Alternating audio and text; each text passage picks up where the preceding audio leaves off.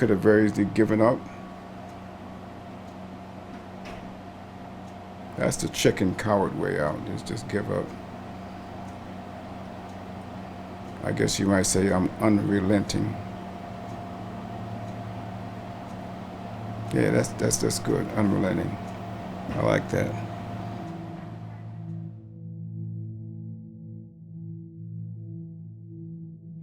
We was given orders to suit up with a helmet, no other equipment, a rifle, of course, and jump into a trench. They wouldn't tell you what you were going to be facing because had they done that, then no one would have volunteered to be a part of that situation. And all of a sudden, you start hearing a countdown. At Yucca Flats, Nevada, volunteers from American Armed Forces manned a trench situated in the area. The bomb goes off and the dust flies all over. You actually see the bones in your arms and your hands because of the flash of the radiation. They took you back to the barracks, and you took a broom to sweep the dust off one another. The only thing that they told you not to do is after swearing you to a secrecy oath, was that you cannot talk about it to your family, doctor, anyone else, or be punished by imprisonment or thousands of dollars in fines. And really, you couldn't talk about it because you still didn't know what had just happened. And it's only years after that I actually found out what did happen.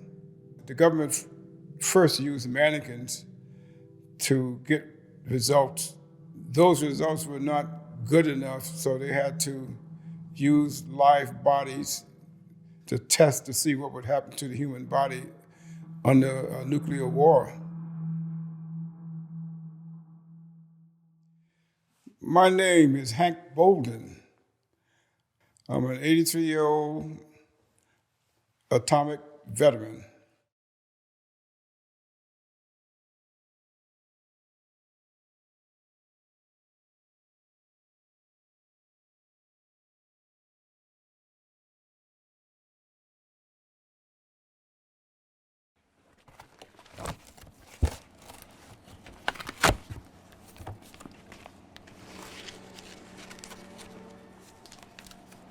This is how I have been spending my hours of the day, up all night, till the wee hours of the morning. I used to always see this word come up, atomic veterans, atomic veterans. And I'm wondering, what the hell is an atomic veteran? So one day I just punched in atomic veteran, and it dawned on me that that's me. What was going through your head at that moment? Proving it. Because the federal government said that event never happened.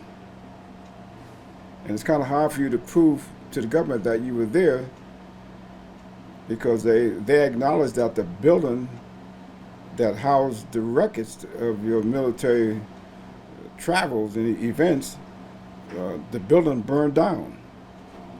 So I was the only thing I had was lay evidence. So what can I do for lay evidence? What if I paid someone to give me a polygraph exam? My results came back that I was telling the truth.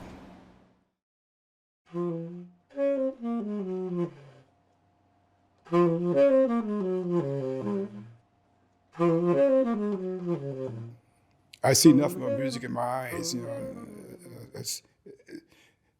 It's in my blood. It's what's keeping me going right now. Before I went into the Army, I had started playing music at the age of 14. So music had already, settled in my bones. That's what I wanted to do. After I got to the Army, I decided I wanted to continue, and that's when I started going to Hart School of Music in 1958. But when I started there in 1958, I got the opportunity to start playing professionally with different bands on the road, so I left school.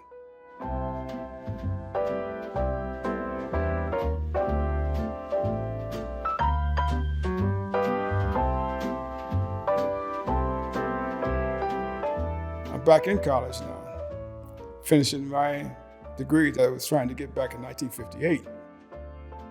I'm really not going back to school because I want to get a job. I'm getting more of the nuts and bolts of music under my belt now. I just need my soul satisfaction. The anticipation of this had me up all night. No kidding. Yeah, because then I had this coughing most of the night too, so that didn't help. Want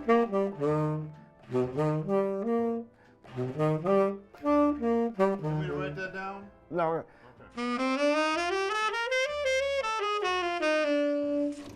So I'm using on the bridge to rhythm changes. Okay. That phrase. It absolutely will be useful. Yeah, okay. All right. That makes sense? Of course, yeah. My motivation is to be a great saxophone player. Maybe the best saxophone player, but I really want to be the best at my playing. That's my reward to myself. I was presently living in a elderly housing complex, and these are folks with elderly problems, that I wouldn't be there making all kind of noise, disturbing their sleep and everything else. Well, I decided to buy a house to allow me to have a place to practice my music, especially at the volume that I want to practice it at.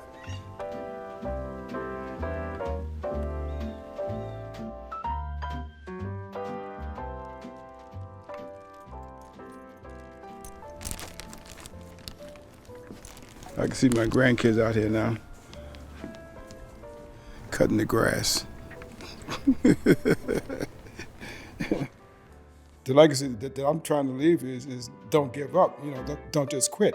And a lot of the veterans have done just that. They just quit. I've met a lot of other veterans who say they are atomic veterans, who have not been able to prove that they were injured by radiation.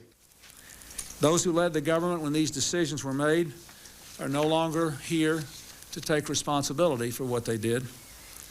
They're not here to apologize to the survivors, the family members of the communities whose lives were darkened by the shadow of the atom and these choices. So today, on behalf of another generation of American leaders and another generation of American citizens, the United States of America offers a sincere apology to those of our citizens who were subjected to these experiments, to their families, and to their communities.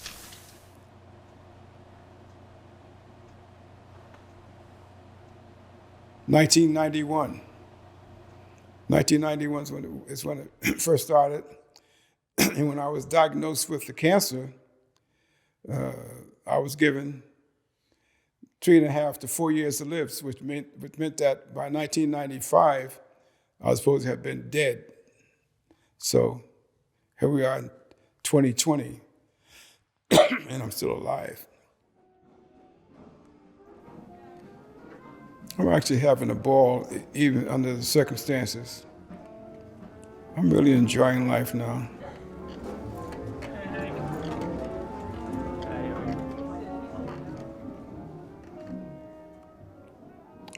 In a sense, I'm really in a better position now because of everything that's happened.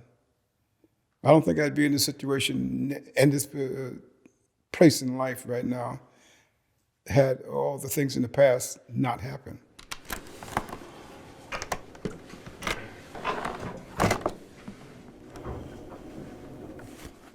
I love being with the younger kids, Although I'm the grandfather there, we feed off one another. I'm not the know-it-all there. Let's try one more time. 1, 2, 1, 2. 1, 2, 1, 2. It's gonna be faster. 1, 2, 1, 2.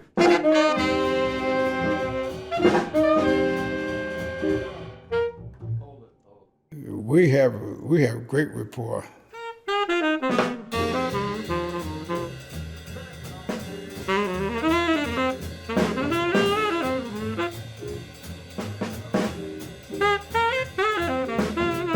I know I am 83. A lot of things physically I can't do that I used to do, but I don't let anything stop me. I do absolutely anything that I want to do. Absolutely.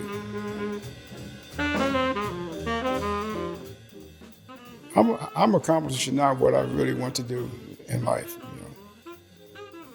There's no end thought